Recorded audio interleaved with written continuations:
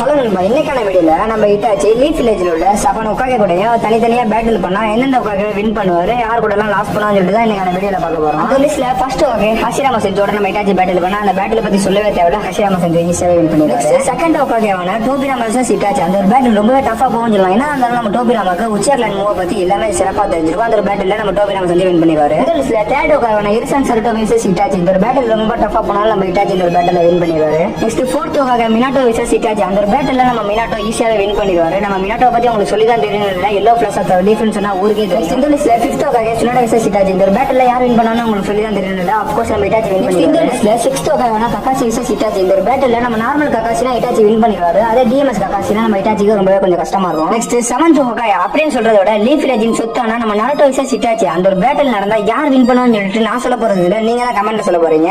Next உக்காகேவோட யார் battle பண்ணா நல்லா இருக்கும்னு சொல்லிட்டு பாத்தீங்கன்னா மறக்காம கமெண்ட் பண்ணுங்க. நெக்ஸ்ட் வீடியோல பார்த்தலாம்.